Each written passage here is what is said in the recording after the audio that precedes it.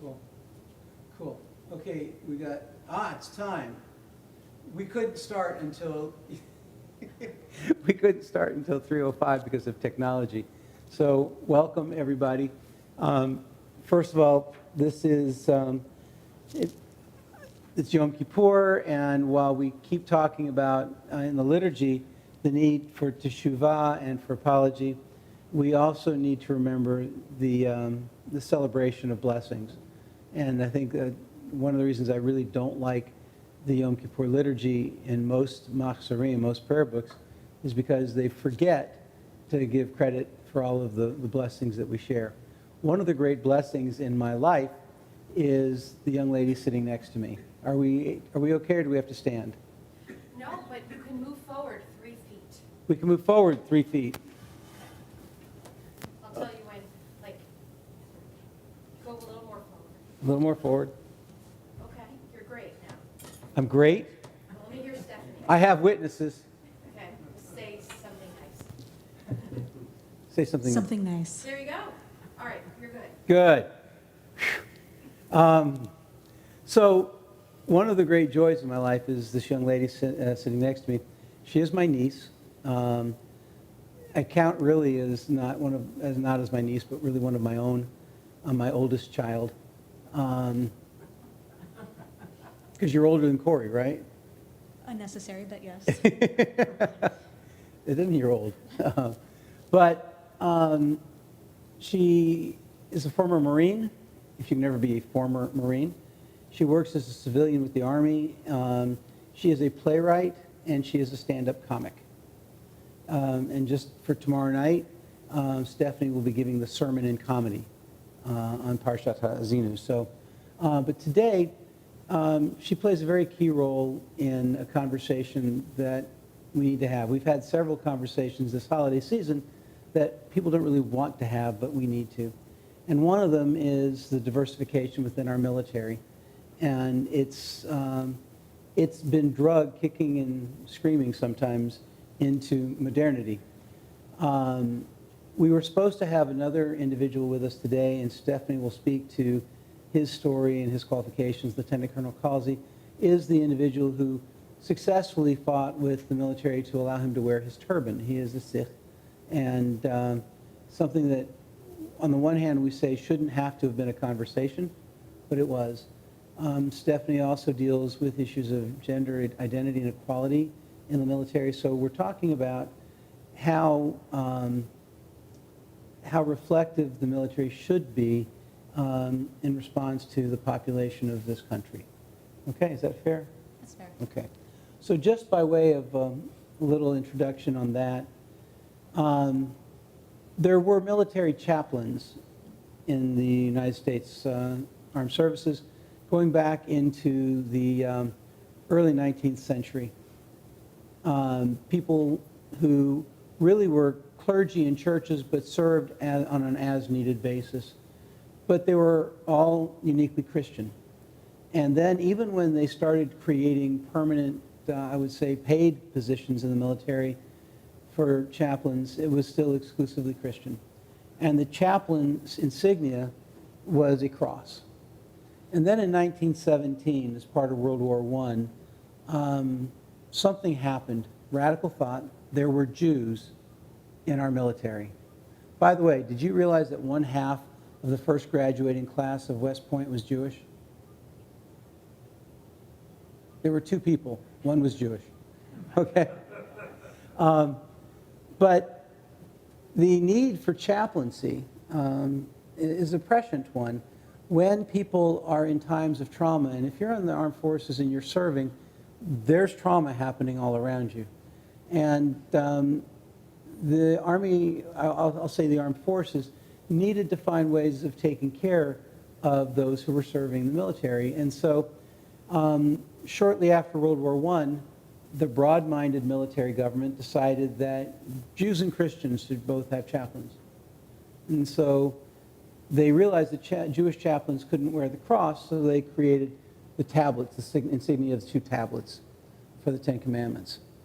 And then along the way, we had Muslims who were in the military, and eventually the crescent to represent that. And then they realized that there are thousands of religious denominations in our country, and all of them patriotically wanted to serve our nation. And so they needed to be taken care of.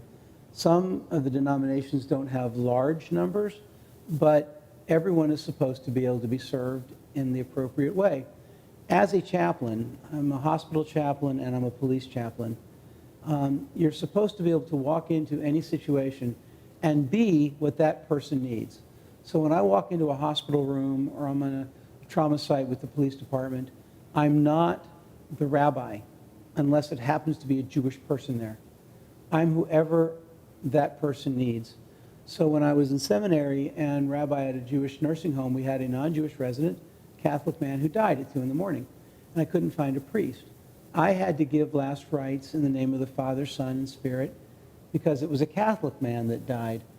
And while the hospital administrator got mad at me, I said, if you're going to admit non-Jewish residents, then as the chaplain here, I have to take care of everybody. And that's great in a hospital situation or in an occasional trauma situation, but where you have so many people who are always at risk, we need to have better answers. And so that's to the chaplaincy piece of how the military is growing. And now again, not just with in religion, but male and female, and from different orientations. People, the cross-section of America, should be recognized within our armed forces. But it's not so simple. As recently as a couple weeks ago, there was an objection to an atheist Unitarian being a chaplain. Unitarian, but God optional, which is part of the Unitarian world. And so we're not there yet. So with that, introduce your thoughts, positions, and I'm going to pelt you with some questions that you've provided me, and I'm going to ask you to provide questions and feedback as well. Is that fair? Yes. Thank you. Yes. So I'll stop at any time if anyone has any questions. First, can everyone hear me? Okay. All right. So there's- Turn the microphone, get really close to it. You might need to hold it, actually. Yeah. Or that. Is this better? Okay. Wonderful. We're in a temple, so I don't want to use my sergeant major's voice and yell. But everything that you talked about is true. It still holds true right now in the military. And a lot of the religious struggles really mirror struggles that nearly every minority in the military has. And the religious battles and triumphs really help move forward all of the other struggles that minorities serving in the military have. So one of the great things about kind of bringing up the Sikh faith, every Sikh service member that I know is from New Jersey. New Jersey has such a high population of Sikhs, and so many of them do serve in the services World War I, World War II, tremendous number of the Sikh community. Religious minorities across the U.S. want to serve, and the U.S. military is a really great way, particularly for immigrants coming in, to get a path to citizenship, to serve, to learn English, so you already have that huge, rich, diverse population. But really up until about now, so I'd say in the 1980s, there was a huge push to kind of reinstitute a lot of standardization within the service, really kind of get that more clean-cut, very large, physically imposing, white Christian male kind of really persona within the military. So up until that point, a lot of Sikhs were able to serve with beards and turbans. A lot of regulations were put in place that changed that, mostly around gas mask fitting and some other uniform regulations. But those issues have kind of permeated through a lot of other issues. So for females, in the last few years is the first time that they've had body armor that fits. And women have been in combat since combat began. For the United States military, so when I went through training and when I served, nothing fit. There was no body armor that fit. I was duct taping kind of sappy plates around myself. One issue, about hair and gas masks or helmets. And so a lot of the issues that I said before, the religious struggles really kind of mirror that. So Lieutenant Colonel Kamal Khalsi, who Uncle Mark, Rabbi Mark, had alluded to before, he was supposed to join me today. He is busy with the stand down as the Army is doing some preparations for some other events coming up, needs of the service. But I've been friends with Kamal Khalsi for a while, and I've been helping to push forward his message on religious tolerance and religious equality in the military. So he was one of the first 6 to be allowed to have the beard and the turban in uniform. About a month ago, I attended a service of only the second Sikh service member who's ever buried at Arlington Cemetery. And it was a fight to make that happen. And it was a fight to make sure that he had the proper insignia on his headstone. Because before, as Mark had said, it was really, you had 2 options, Jewish or Christian. So kind of moving forward with that, because the turban is so visible, Dr. Khalsi has really taken it on that every move forward that he makes, every push he moves for the Sikh community, he's also saying, I want to push forward for the visibility for LGBTQ service members, and for women service members, and for Muslim service members. One of the sad things there is that, unfortunately, many people mistake him for being Muslim because the ignorance there. So he has suffered a lot of discrimination on that part, where they're not even discriminating against Sikhs, they just think he's Muslim. So a lot of his struggles have been intertwined with that. He has pushed forward the notion that you can serve and still maintain the tenets of your faith. And that has been a huge bone of contention within the military and outside of the military, and a lot of it has been politicized, that we don't care who you are. If you're a service member, you're a service member. And to some extent, yes, that is true. But there is no reason that a service member cannot be an expert rifleman and have a turban on his head. There is absolutely no reason that an excellent service member can lead a platoon while pregnant, while being gay. There are just things that the United States citizens bring to their service that more and more the military has to make space for. So the commercials and the posters where you see these large, strapping white guys in the iconic Marine Corps uniform, that's great. There's less and less of them. And a lot of that comes down to, within the United States, less than 25% of eligible adults are physically fit to serve. So when you start saying, we don't want gays to serve, women shouldn't be in combat, turbans are out, any type of faith that's not easily broken down into Sunday service or Friday night service is out, you're taking away from the readiness, you're taking away from the effectiveness of an organization. And so on one hand, there's a morality issue. Should we be able to serve our country faithfully and serve our God faithfully? Or be who we are and be able to love who we want faithfully? Or should every single service person look the exact same? And so there's a huge push, and the push to expand opportunities for service members and religious freedom, it's kind of a bipartisan issue. Right now we're seeing it somewhat come to a head with the vaccine, trying to get exemptions within the military on that, because the vaccine is now required. But there's just the push of, if we can get the job done, what does it matter? And in the sense of what Kamal Khalsi is doing, what does it matter if there's a turban on my head? So there's an organization that I support. They're active duty Marines and their female groups across the different services. And their initiatives to help leadership understand the specific struggles of female service members. And a lot of the advocacy and the push they get comes from those who are also pushing for religious equality.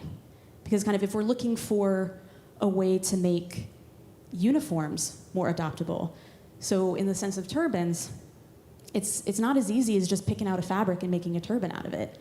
The United States military uniform patterns are very specific, very unique, and it's not that easy to get a hold of, which is a great thing. But you have to be able to get those clearances to make that happen. Well, okay, so while we're going to do that for a religious group, why don't we make sure that they fit properly for women? Why don't we make sure that pregnant women can actually wear the uniform properly and look professional in it? And then why are we stopping there? If we're going to allow the turban and beards, why don't we allow hairstyles that actually will enable ethnic and racial diversity? So one thing that a lot of people don't realize, the shaving requirement for men, that is a very white, male, Christian kind of standard in how you look. There's a skin condition that affects a lot of black men where if you shave, it is incredibly painful. It's a dermatitis type issue, and there's no reason to put men through that. But because of the standardization, you have a lot of men who suffer. And even when you're deployed, you can get that deployment beard, and so it's, why are we putting people through stupid levels of pain? If you go through the military, you got to endure some pain. You have to. But why are we making things more difficult? Why are we making it harder for people to say they want to stay in when you can allow someone to be a fantastic service member and maintain some of their identity and keep some of their better health? So those are some of the main kind of things when you see the news, and a lot of times if you see, oh, they're changing hair standards again. Oh, they're changing beard standards again. Oh, they're allowing this. Oh, they're allowing that. And from where I sit on the veteran advocacy side, you see a lot of people fight against that. Of our military should just look like our military, should just look like our military. Well, I think New Jersey is one of the best kind of microcosms of what that looks like, because everyone's so crammed in here and you guys have got this huge melting pot that what does that even look like? Everyone looks different, everyone acts different, everyone believes differently. That's who you want in the service. So kind of looking at Ozzie and Harriet and thinking that everyone wants to be Ozzie and Harriet, no, Juanita Ramirez wants to look and see other Latinas. She wants to see other women in these opportunities. And not just enlisted, she wants to see them up and down the chain. You know, Specialist George Jones wants to see other men who are accepting of him redeploying, coming back on the tarmac, kissing his husband in front of everyone, and not worrying that his fitness report might suffer. These are the types of things people want to see themselves reflected, not just peers, but up and down their chain. And they have a right to that. They have a right to feel respected when they put themselves through that trauma, when they put that uniform on. So I'm going to stop and see the questions. Just for the record, for young people, Ozzie and Harriet, okay? If you Google it, you'll see it was this white couple that from the 50s, perfect, wife was a homemaker, and, Ozzie came home and dinner was always on the table. I just don't see that happening in your family, certainly, that was an archaic way of viewing gender roles, but it's often referred to just so that you see how that goes. I'm not that old, Uncle Mark. Yeah. No, I agree. But he's got to translate to. Yeah. We have a few very young people. We got 3 teenagers in the room. You're So, young, though. all of them are stellar, by the way, okay? But the importance of this conversation, we've been talking throughout the holidays about bias. And it's most present in some of the places that we know it's also most destructive. The argument is that if we're not all the same, then that may mean we react differently to traumatic circumstances. And so if everyone is trained the same and we walk this one line, then we don't have to worry about what's going to happen next to us in a foxhole. The problem with that presumption is that there are people who can't walk that line and still stay focused on the task of serving. If I'm serving in the military and I have to walk outside of who I am to be able to serve, then I promise you, you don't have my full attention. And the last place that you want me not to have my full attention is in a foxhole. Okay? So this bias, and it's not, we talked about the different forms of bias this morning. It may have started with implicit bias that men are stronger and all of that, but for the last 100 years, it's become a very conscious attempt to to downplay the individual's dignity as a human being. And we saw it, and I don't mean to be political, but in the last administration, where we recognize people of different orientations as legitimate human beings, thank God, okay? And then all of a sudden they were no longer legitimate to serve our country. They could no longer be patriotic because a political argument didn't accept that way of living. And so when you say it's been politicized, it's been horrifically politicized to the point of the detriment of people's humanity, but also to our own country. I said today earlier that people who are Israel, right or wrong at all costs, are contributing to the destruction of Israel, right? Well, when you start telling human beings who want to serve our country, because we don't have a draft, this is not compulsory, people who want to serve our country, that they don't matter or that they matter less, you destroy the very fabric of the organization that's protecting us and defending us. And for that, all of it comes down to strategy. It's recruitment and retention. So, again, as I made the Ozzie and Harriet reference, I just took a shot in this crowd. But for newer generations, when we see the news and we look at the way people are treated, if you don't see yourself reflected in those commercials, you don't see yourself reflected in the leadership, why do you want to join the military? I've lived my entire life in the military-industrial complex. I will never leave it. I love it. But I'm not really sure I would tell other people to join if they can't see themselves reflected. And so that's the choice, really, that the military needs to make. And since I am with the Department of Defense, I do not make political statements, and my opinions are my own. But it's somewhat of an easy choice for one side of the aisle of your humanity is your humanity, and we intend for you to bring that into your military service. And for some on another side of the aisle, that's not. And there are choices that people are expected to make in service to your country. And so I think one of the great things that Dr. Colsey and a lot of these women engagement teams and current diversity initiatives within the military are saying, you don't have to choose. And that's a huge, huge part of it, is that there doesn't need to be a choice between diversifying the military and readiness. And the tough question is, with all of the stuff that we're doing and the changes in dress and the acceptances, it's still predominantly a white male Christian run organization. So how do you negotiate knowing that the documents are there and the changes in policies are there, but the attitudes of the people still running the show don't necessarily reflect the policies? Change is, sorry. What are the statistics as to what is black and white or gray or brown in the military, do you know? Should have had that. Let me get back to you on that. So, I'll tell you Tuesday. no, we can tell you sooner than that. Okay.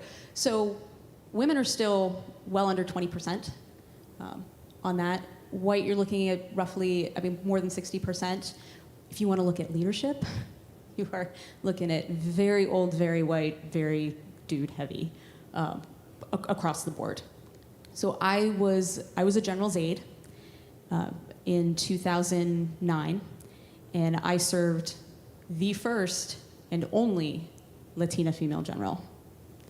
And hundreds and hundreds of thousands of Latinas have served in the military, and she was the first to make it to brigadier general. So it is very male dominated. Yeah, so I was right. Women comprise 14.4%. In the Marine Corps, I was a Marine Corps officer. There were 6% of us when I was in. What about between black? 30% of the military is minorities. This is, and by the way, this is several-year-old data. This data has definitely changed in the last 8-9 years.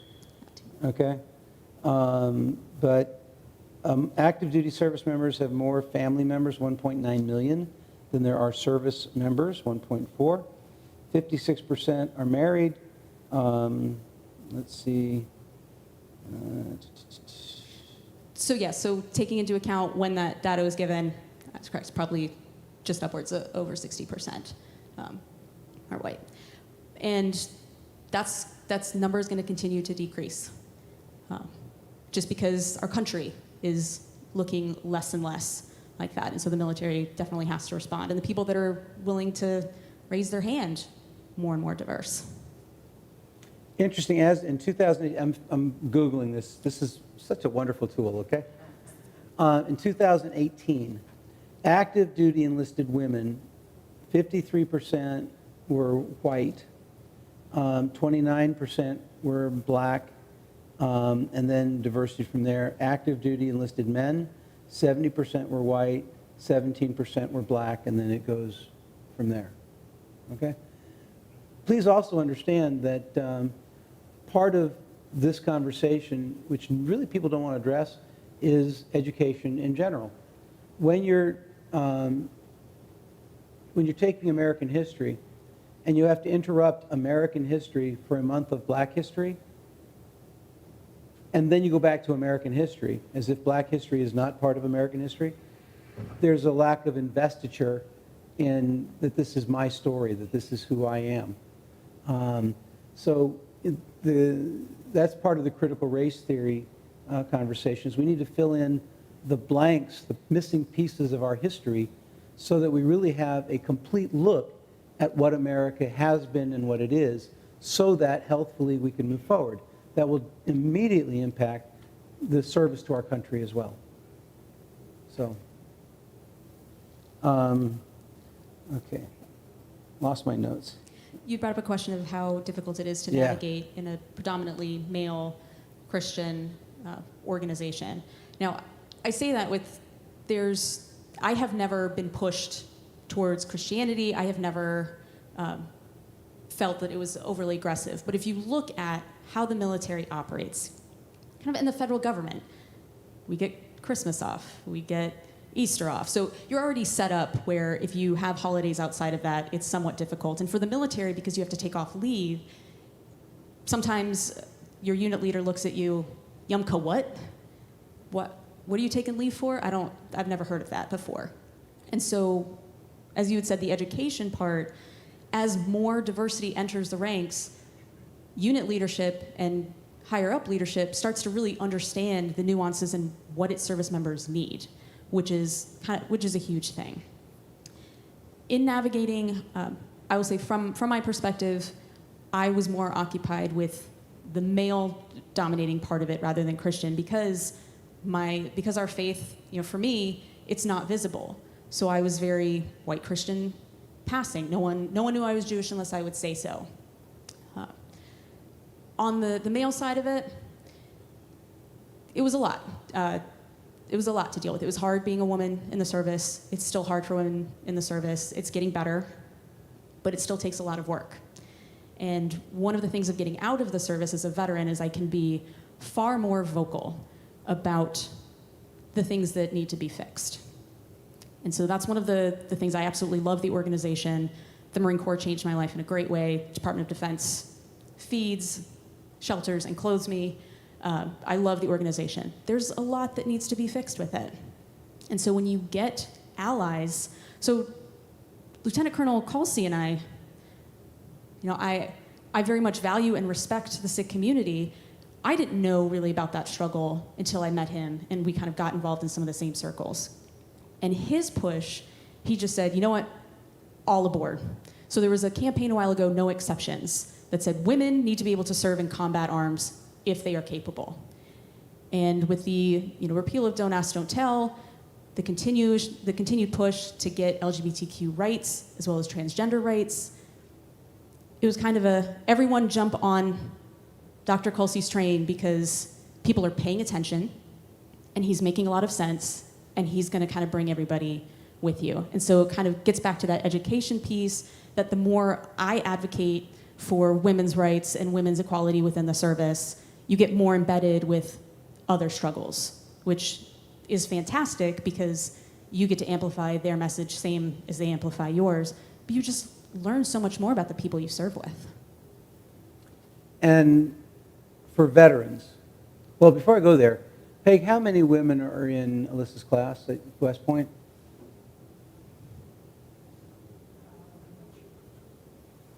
Lots, right, so we have a young lady who's at West Point right now. Definitely a minority. So, okay. When we talk about veterans, though, there's a huge discrepancy in medical care and how that plays out. Never mind the incompetency of much VA care. You know, we had a situation where it was so bad that Congress, and I think I spoke about this last night, Congress had to enact a law to allow certain veterans to be able to be treated by private physicians because walking into the VA was part of their post-traumatic stress.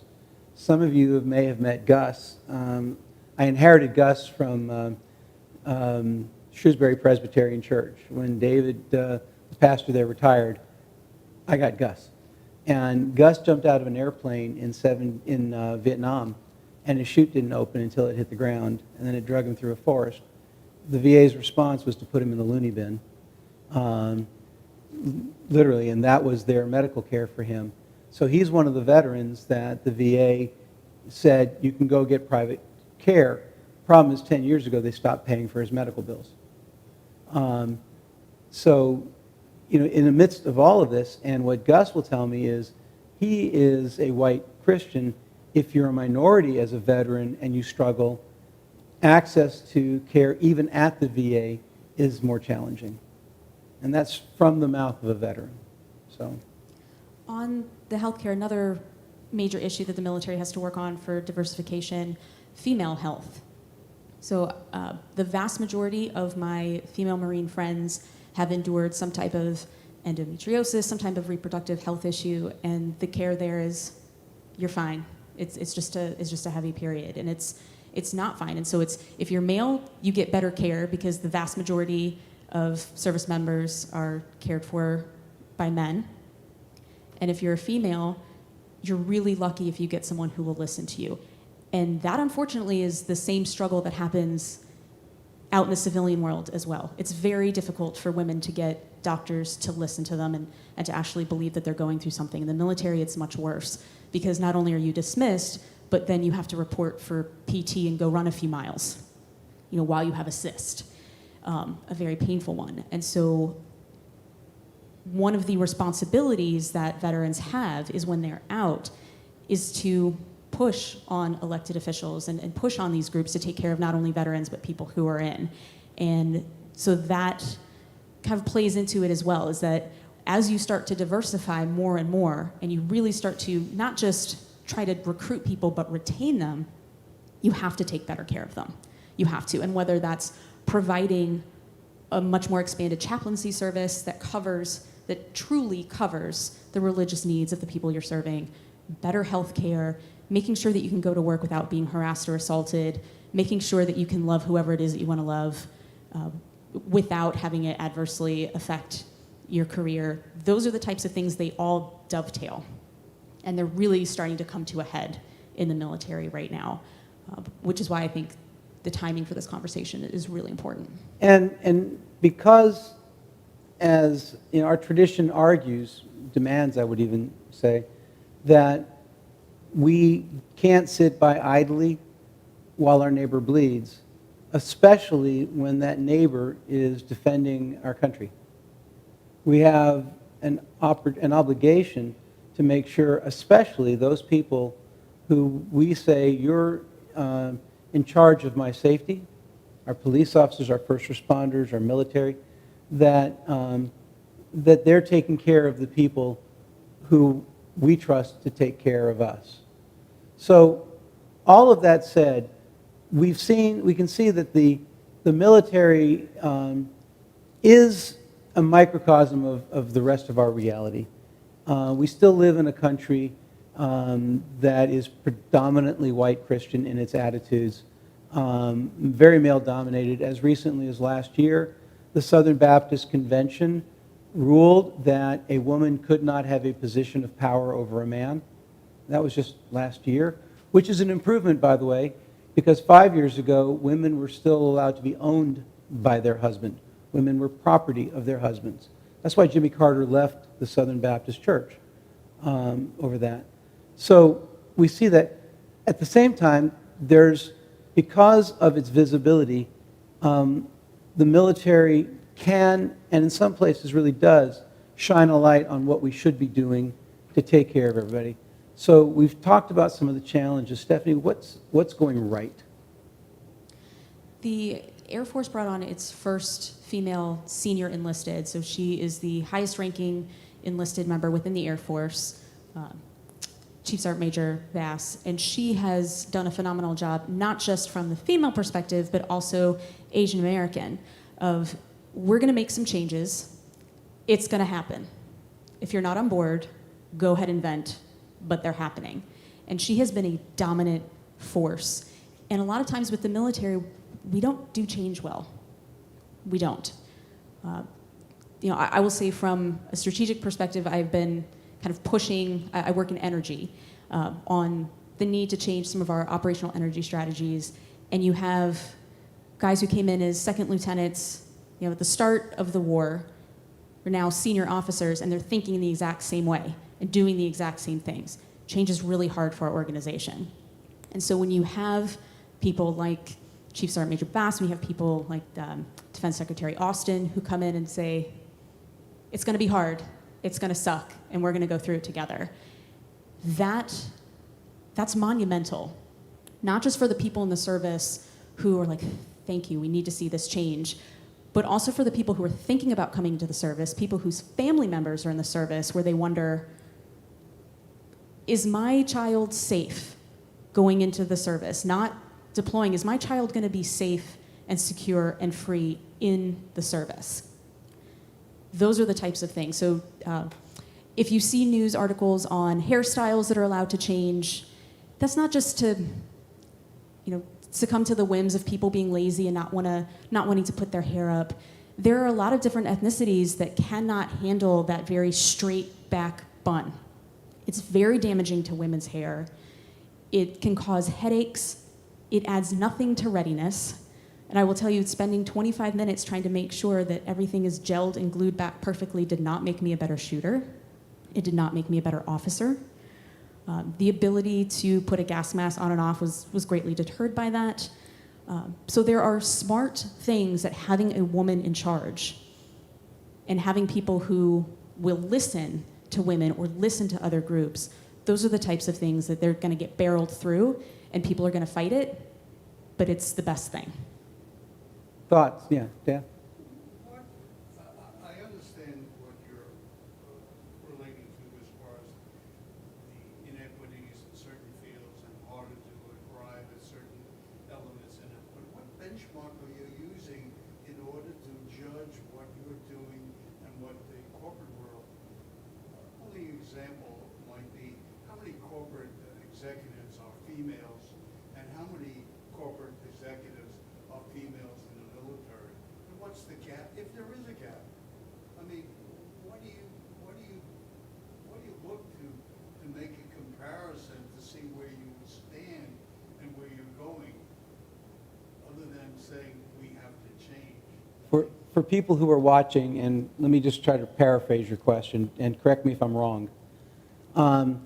As we look for change, the goal, the benchmark we're looking for, and how does that compare military and civilian society?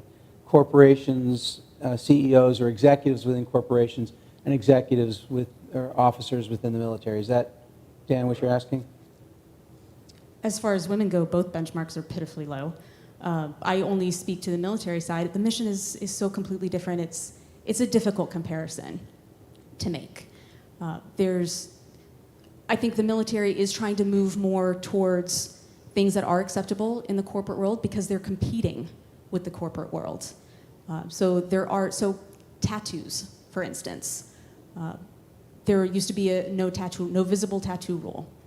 That went out because people were leaving for it. And so if there are ways that you can compete with the corporate world while maintaining the mission, that's fine. As far as benchmarking, I will just say there aren't enough women leaders in either sector. It might not be enough, but what is the comparison between what is More, there now and what can be there in comparison?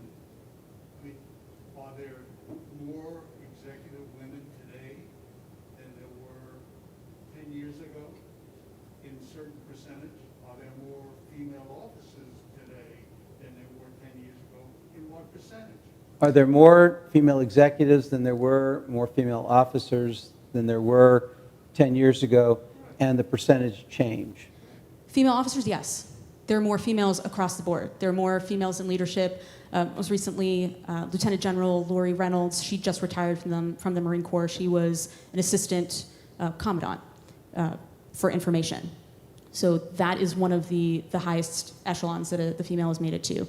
We have 4-star admirals, female now. So yes, but the fact that you can pinpoint them and say, she's the first, she's the first, she's the first, we want to get to the point where it's just another. So as far as percentage, sir, I don't know. I can get that for you.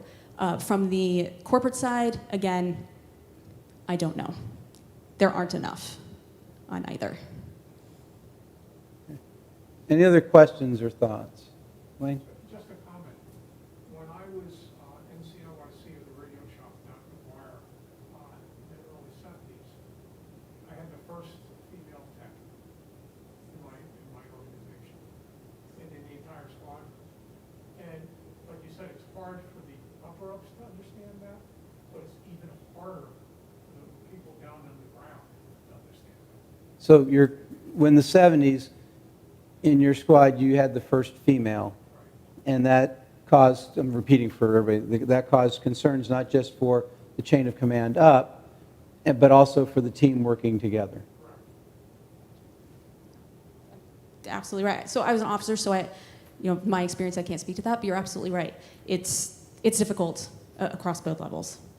Absolutely. If we look at team dynamics, when you expect everyone to be of the same ilk, and then someone enters who's different, it does cause some trauma. We have seen that in gender issues. We've seen that in orientation issues. We now have an NFL player who's come out as gay. It took several others failing having come out and been thrown off teams or forced off teams to be able for a team to say, okay, but you're still a member of our team, and we trust you. So change is happening, but it's difficult, but it requires us to be willing to be uncomfortable in having to address that as it impacts us when we've had other expectations, and that's only going to be a dynamic that continues. I'd like to go back to the benchmarking comment.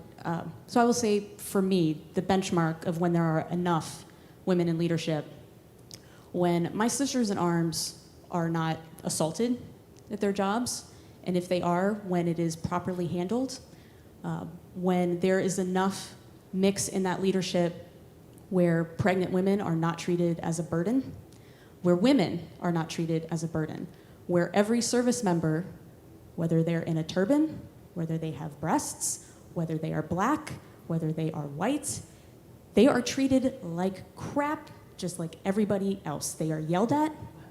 They are respected for who they are, but they're still messing up. That's the only benchmark I can give you. What percentage that is, I don't know, but we're not there yet. Does that happen in the corporate world today? The same things you're relating? Yes. Okay. The corporate world,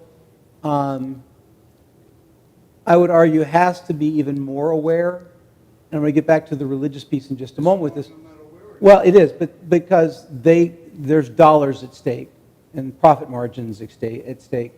And you can sue a corporation much easier than you can sue the military for discrimination. But proof that we are working on these things, and I appreciate it. I guess it was 20 years ago, a group at the Citadel in South Carolina was uncovered that they had Nazi slogans in their hats as they paraded. And there were overt anti-Semitic acts on the campus of the Citadel. And then they were able to trace them to these cadets. The answer was unequivocal. They were thrown out. It was, and the Citadel made a big deal out of not here. It wasn't, we'll get rid of them and we'll move on. It made the overt statement that, not tolerated, any of this not tolerated here. And that was new back then for a military organization to make that bold a statement. So there's progress, but the ultimate question, I guess, for you is, how do we advocate for continued change, and what can we look for in responses, and then our responses to those responses? What can we do? Voting is the biggest thing. So I Rena? To you. to somebody, because I think yesterday maybe, some of the survivors of that Larry Nassar scandal with the USA Gymnastics testified to the US, to the Senate, because they want to hold the FBI accountable. Yeah. So apparently, a year before the investigation was initiated to the FBI, and it was a full year before any of the allegations were actually properly handled. And in that time, a number of young females were also, molested and hurt. 70 more girls, at least, in the year, I think maybe 2015 to 2016. So women are standing together now and saying, this is not okay. And now we're talking, the FBI has to be accountable. The statement is that, and we've been seeing it play out now, the investigation and official responses to the sexual abuse from our gymnastic teams. And while justice slowly moved and more abuse happened while investigation, we've gotten to a place where people have said enough. And women are banding together, but men are as well, to be able to say, not my daughter, not my wife, not my sister. You can't do this. And it's not even just the women. The abuse of boys in gymnastics or in churches, or it happens as well. And I think society is starting to have had enough. And so advocacy includes standing up to be counted. And when the military or the corporate world looks to public sentiment and they see that behaviors won't be tolerated, that will make the next leap in change. But we have to, at some point, I think, be prisoners of hope that standing together will make that change. Maybe not today, but you can't say it's somebody else's to do. So a great example of what's happening right here before us. And for someone like Simone Biles, I mean, the several places where she's had to battle, both from her mental illness and then the abuse, and to stand tall and say, I'm not a victim. I'm here to say to you that the world needs to change. There's incredible strength in that we all need to be able to emulate and yoke. So, any closing thoughts? Because we have to be done with this because the technology is going to end on us. Okay? So the next service members, they're going to be coming from this congregation. They're going to be coming from this community. And so voting, fighting misinformation, raising the people in your community how you want them to act out in the world is one of the most powerful things. How you want someone to reflect the values of this congregation in your home, that's what they bring with them wherever they go. So that's the biggest thing of how you can do individual advocacy. And it's important to be heard. We're involved in a lot of wonderful movements and programs about returning and restoring human, about dignifying people. We have we do work in our first responders, with our first responders in several of the community areas. And so let's make sure that we hold to a standard, and then that we ask people to live to that standard where we can treat everybody, we can scream at everybody equally, as you put it. Okay? Nobody should get a different scream. But in all candor, so thank you, everybody. It's not a topic we normally talk about on the holidays, but when we talk about change in society, this is one of those places you can point to and see how important it is in the rest of our community, how the military, how our first responders respond to diversity. And so we're blessed to have each other, and let's make it work. Stephanie, thank you for being here. Tomorrow night, you will see a very different side of Stephanie, as you'll see the stand-up comic in her, doing a sermon in comedy. And here's a plug, October 17th, 18th, right, your play? 14th, 17th, yeah, okay. Yeah, in mid-October, and I will shamelessly put the date out on my Facebook page so you all can look. Her play is being produced in New York City, and I'm excited to be able to be there. So this multi-talented, wonderful person. But anyway, thank you all for being here. Stephanie, thank you for being here. Shana Tova.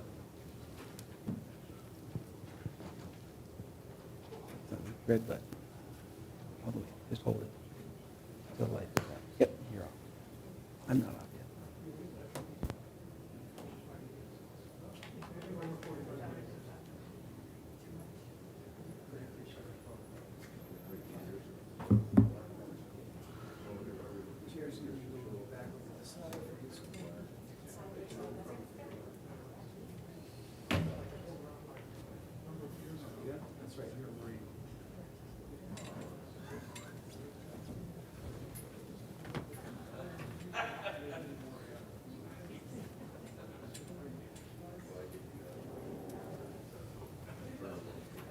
So you have.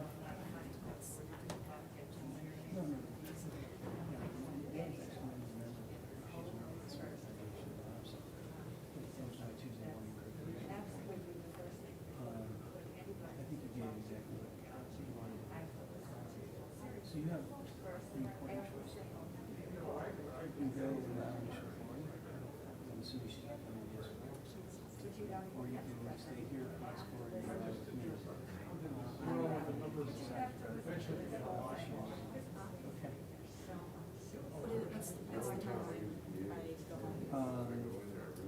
We start this in about 40 minutes.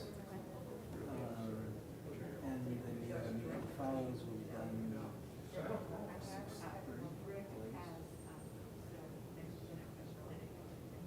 5 go past 6:30, that'll be Broadway. Sorry, is one or is it two of us for capacity? And And Andy. Are we moving you out or are you moving back? How can I help? I'm probably going to go back. I think she's getting food to bring in. Oh. And I'm so thankful.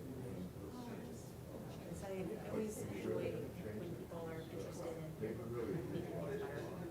And I'll hear how many signed on to this. But for now, pre-COVID, this is a reasonable crowd for NAFTA program. This is a good turnout. Yeah, last year, when we were all virtual, Yom Kippur morning, I had 4,000 hits. We had easily 200 hits a year. This morning, I had 800 pre-COVID. So I'm guessing we had an extra number as well. For tomorrow, I have a phone interview at 11. What are you doing during the day? Do you have time? Do you need me to leave with me?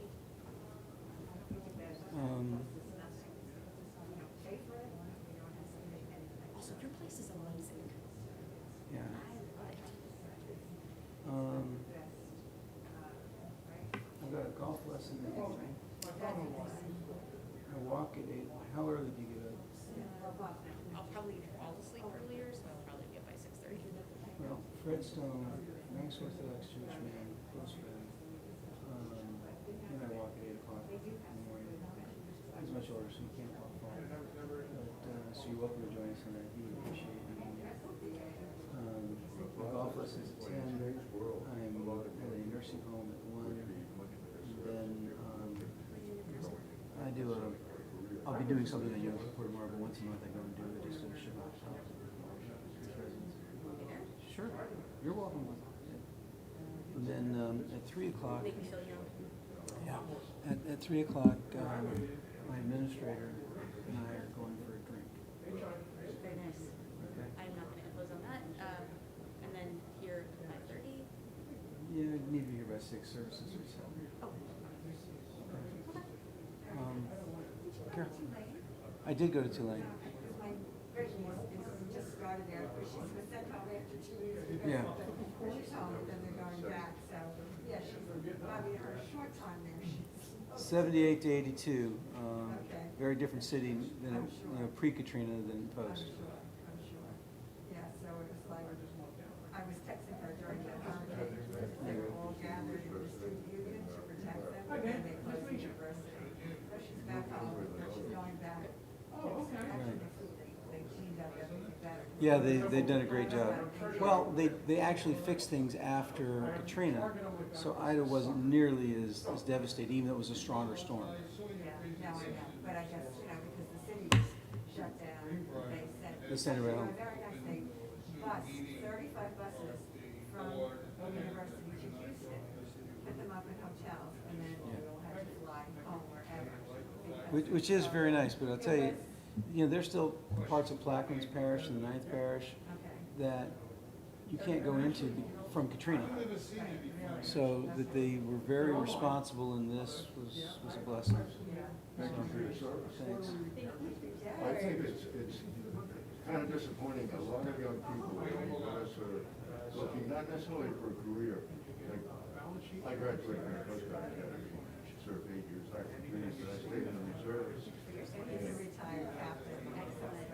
And I look back at all these wonderful experiences, both my wife and I had over the years. Of course, I was a peacetime sailor because I graduated so long ago, I didn't face some of the terrible things that I'm here now.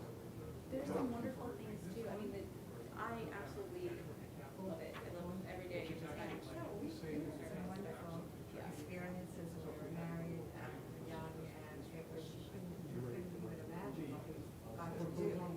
but it's just harder to People don't compete. realize how the Coast Guard gets around. Ship I was on, we used to go to Japan 3 times a year, North Atlantic, Western Pacific, but If I were a smarter woman back in the day, I would have gone Coast Guard. I think I probably would have had way less arthritis and. we have a 3-star woman that won the Coast Guard. And the superintendent academy a few years ago, but what I want them to do was the woman, I mean, they do have, and I think usually top cadets very often are women, I'm supposed to have that. Let's face it, they have to work harder. Yes, they do. Yes, they do. We go back every 5 years, over the years, and it's amazing, but it's changed so much. But, no, I think it's wonderful. Well, when I was there were all the white, all the Caucasian young men. There was no such thing, nobody had thought about. But we reserve. Surfers. There's still men that don't think about women in the service. Yeah. We have skippers of what we call major vessels that are women now, which is great. The world is a change. Well, yeah, slowly, but it's changing. Yep. For sure. Thank you guys for being here. Thank you. Yes, Perry.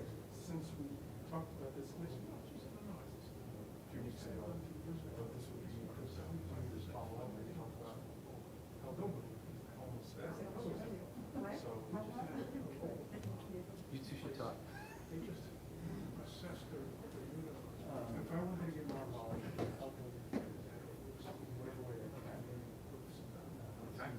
Who is uncontroversial? I have a question. There are veterans out there. Don't use the word. There's been a couple different, we run into situations there. Some of them. I went to good organizations, I'll send it to some of them are in banking. What is your capacity for helping, what are you interested in doing? Or are you kind of open and looking for the best information? Okay. Okay. So homeless vets are not my area of expertise, but I know plenty of people and I want to make sure that you have a good organization. And so I'll be sure I send over, within the next several weeks, a list of a few top organizations that you can work with nationally as well as locally, and kind of what they're looking for. So you know whether you just want to write a check, whether you want to go and actually serve meals, whether you want to do political Well, actually, I'll make sure that there are options as well. Terry? Harry? Nice to meet you. So I'll make sure that you harass him. If you haven't heard back from him, I'm going to send him certainly. Personally, yes. English is a Christian language. That's very nice of you. Because he will So there are words that don't apply but apply. But it's wonderful that you want to. So yeah, I'm perfectly happy here, but I don't think it's so long. Nor did I write I this agree book. with you. No, Thank you. I have homework.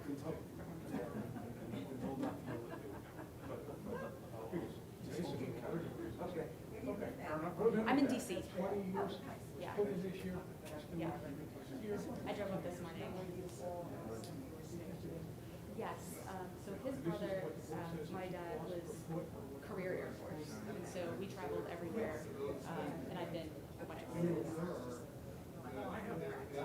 Yeah, I'm deeply embedded in the military-industrial complex.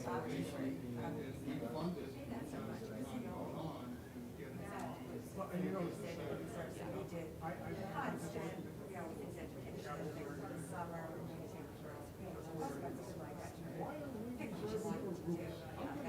dead before that, but you're using it. That's why you're using it. It's fantastic. It is. It's wonderful benefits that we didn't know at the time we would get. We're only allowed to invest. And, you know, it just, it's flashing on. Really was the way, waiting for the president sitting on that side. But we do. It's great. I mean, all the services are great, but I tried to get my kids to look into it, but it's. Coast Guard, it really is an unkept secret. Like, it just kind of. It's fantastic. One of my friends were sailors. Monthly payment is? This great local boy, he went to mass and anyway, he wanted to go to the Coast Guard. So many qualities, he didn't get it, but he wound up taking a neighbor Razzie scholarship to go to Czech. So he's getting a free education.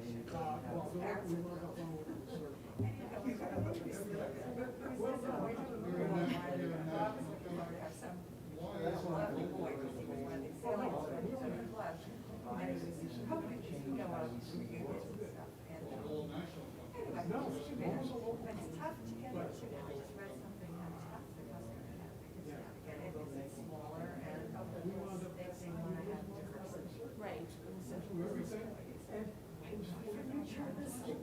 But But if you are truly an ideal candidate, you know, you will be able to get somewhere. well, he can tell you that he watched Kennedy's inaugural.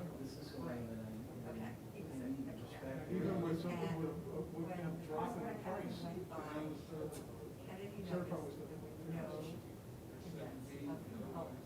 He got some common knowledge. And then we could Right? not even.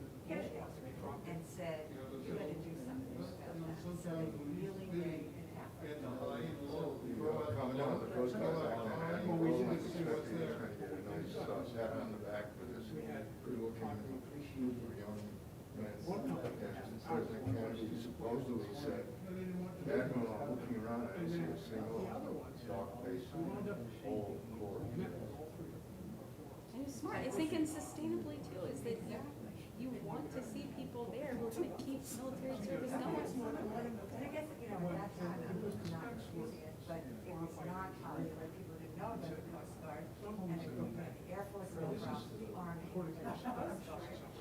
It was very hard. We They think really had to work this is hard. you need to do this, this, and this, and The that. first. This is how much. Yes, correct. I need some intent. I'm gonna grab my mask.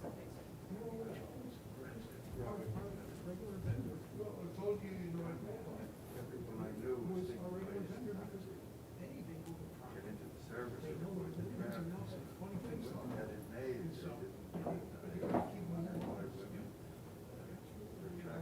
Yes, sir. They want to serve too.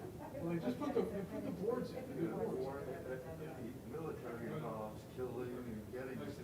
Very nice to meet you. Yes, I guess it's not today the hand-to-hand combat, the Civil War. Well, I say hold my old Smithsonian magazines for him. He's about a year and a half behind.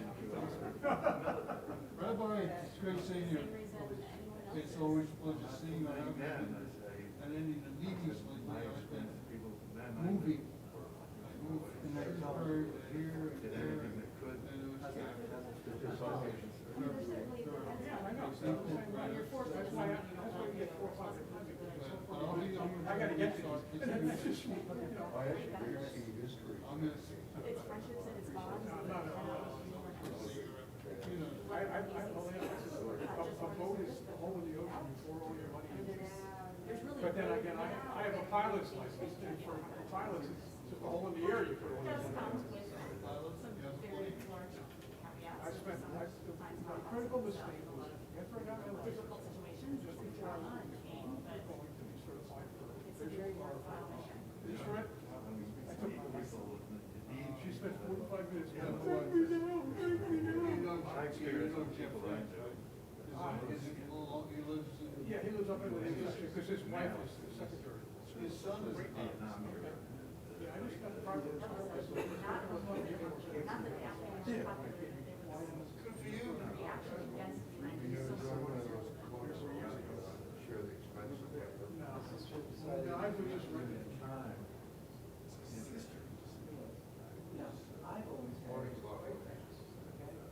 And if there's a problem, I might use volunteers.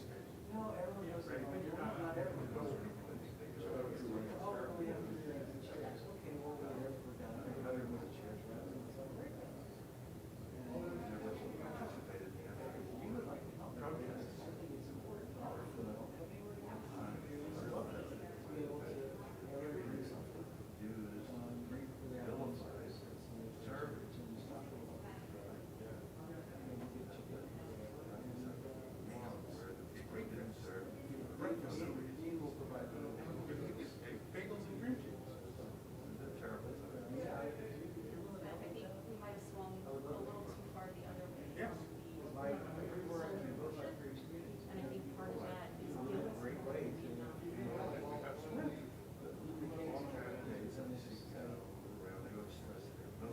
guilt. Yeah, right. That I Which I understand. think is, so for me, I'm drawn to candidates who have military background. 1 or 2 years. Particular preparation, there's a particular skill set, there's a particular mindset. Nobody excited to do it. Maybe you're still bad on both That sides. chocolate but vodka If that is all you bring best to the cake table, ever.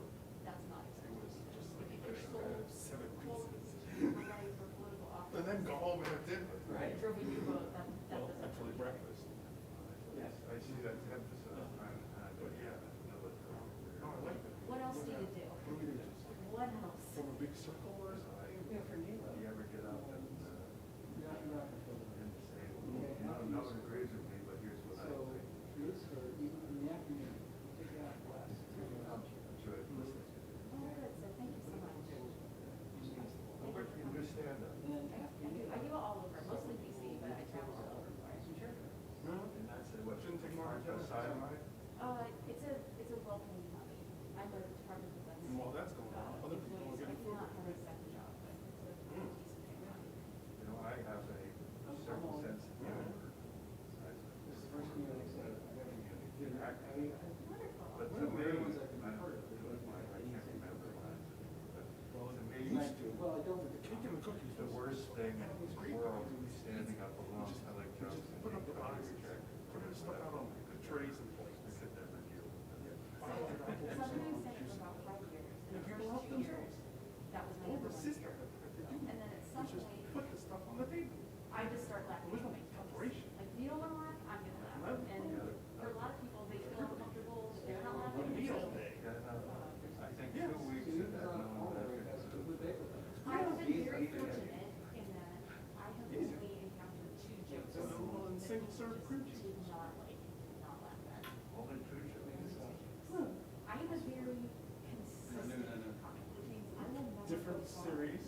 Same thing. but I will be able to sustain myself. I'm not controversial. Live long and prosper, I yes, don't I have, mean, I have maybe 2 or 3 Vertical jokes versus that are just horizontal. the most hilarious No, I mean, Any moms? Robin Williams did this. All of my Well, yes, but Mrs. sisters- Buck did it Like, it's 20 one of years those, like, before. I'm a good Right. workhorse, not Right. a- He just turned it sideways. But yeah, I think if I had to go. No, he didn't live this way. Yes, he did. Fall on that rock. And now you're up Yeah, there the show. 20 minutes Huh? with everybody Yeah. else, and you're just, Maybe at the end of the show, but the greeting during the show. was- Right. I bring But enough at the end, when he laughs would always that- talk that about I it, feel very like, end of the there show. are two jokes in my repertoire that I've tried many times. People I'm still, but they just do not respond, and so. no, I have I'm, to- I have to drop them. it's so tragic what happened to him.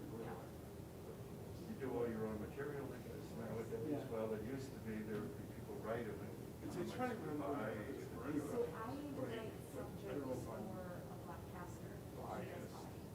But I write it's some so of sad when But I someone write all such my talent.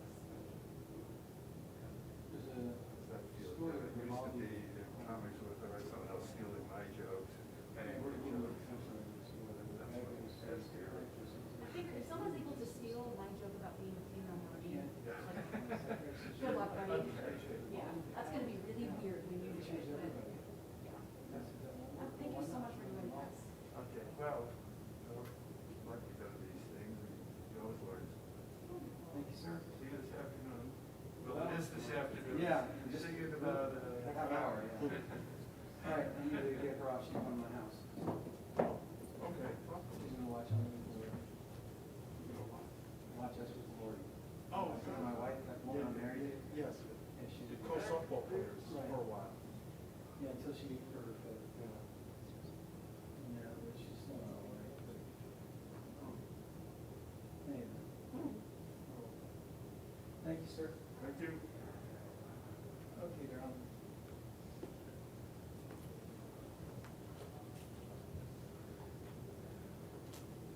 You know, wearing the microphone with the mask just doesn't. It's bad enough with glasses. You should talk to somebody in the military about that. There may be something related that could do. I don't know. A lapel mic. I hated lapel mics because they didn't really pick you up, so I wanted this. And then we had to wear masks. And the mask keeps getting, so I have to take everything off. So, anyway. You got some good feedback from some people? It was interesting why Rena, yeah, very much. It was interesting why Rena brought her 3 kids, 2 teenagers. Yeah, I'm interested in what she was looking at. Her son, they're all great athletes. Okay, 2 are gymnasts. One is a Okay, so baseball that, player. got it? Yeah. The 2 boys are twins. Josh is world recognized as a junior gymnast. 2nd nationals last year.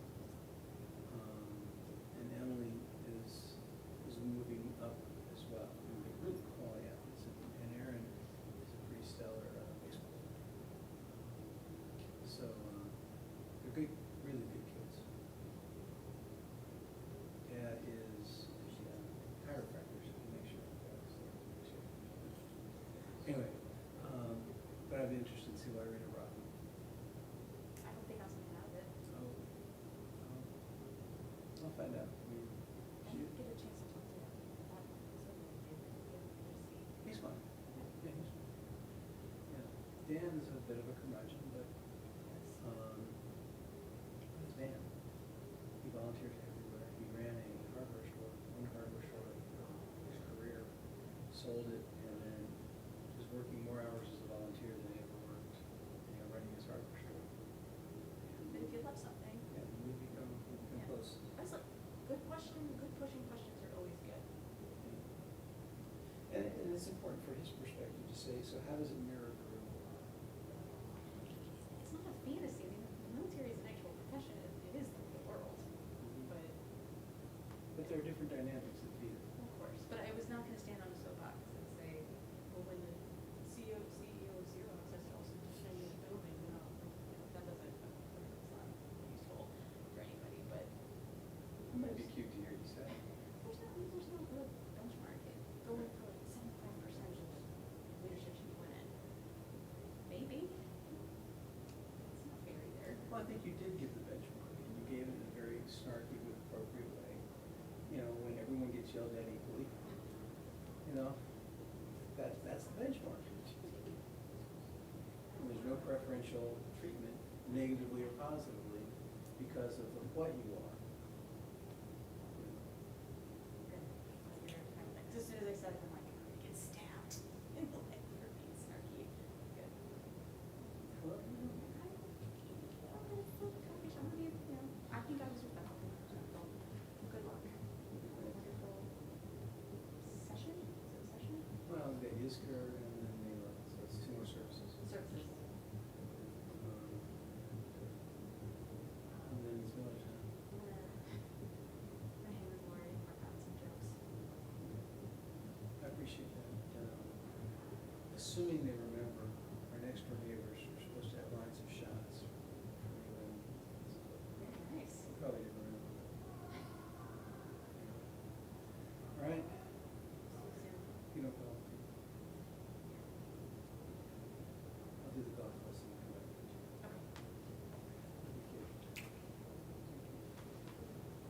You know your way home? Yes. Okay.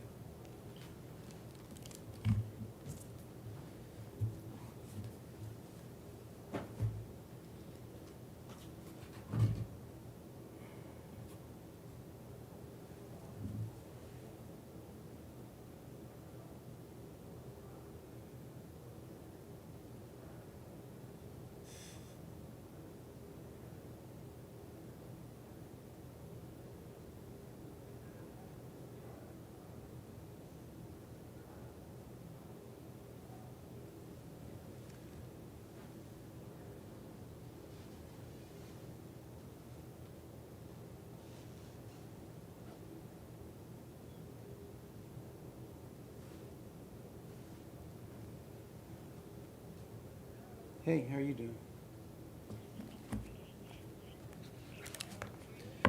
Yeah, I got about 10 minutes.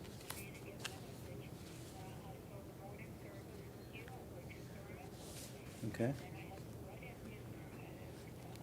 Okay.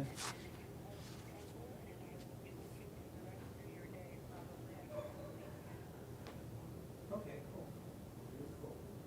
The Yom Kippur hour. Yeah, it's been a nice one. We've had a lot of people here, which has been nice to see faces, and everybody is maintaining their masks and their safety. So.